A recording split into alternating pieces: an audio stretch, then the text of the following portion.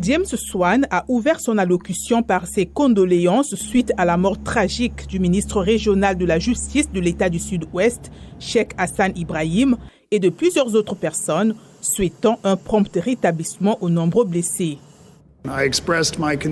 J'ai exprimé ma préoccupation concernant les activités continues d'Al-Shabaab dans l'État du Sud-Ouest et nous avons discuté des récentes attaques du groupe Abaqol.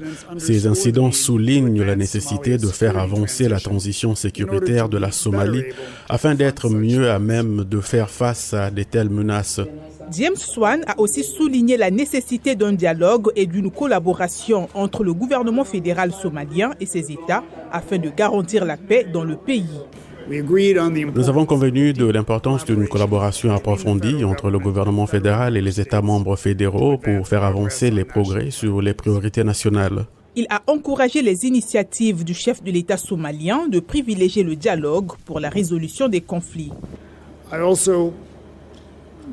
J'ai également salué les assurances du président Abdi Aziz selon lesquelles, avec d'autres personnalités politiques de premier plan de l'État du Sud-Ouest, il poursuivra un dialogue pacifique pour résoudre tout différend qu'il pourrait y avoir. Il est important que les différends politiques soient résolus dans le dialogue et que la liberté d'expression soit garantie, comme indique la Constitution provisoire de l'État du Sud-Ouest. Le représentant spécial du secrétaire général des Nations Unies pour la Somalie a également assuré que l'ONU répond à une situation désastreuse avec des programmes alimentaires et financiers. Mais il a reconnu que cela n'est pas assez. À cet égard, nous avons discuté de l'importance de l'accès aux zones reculées ainsi que de l'afflux croissant de personnes déplacées à Baidoa et dans d'autres centres urbains de l'État du Sud-Ouest. Les agences des Nations Unies répondent déjà par des programmes de transfert monétaire, d'aide nutritionnelle, d'accès à l'eau et à l'assainissement et aux services de santé.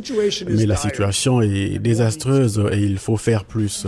James Swan a rassuré que les Nations Unies continuent de plaider auprès de la communauté des donateurs pour la mobilisation de plus de ressources pour relever ce défi dans l'État du Sud-Ouest et de toute la Somalie.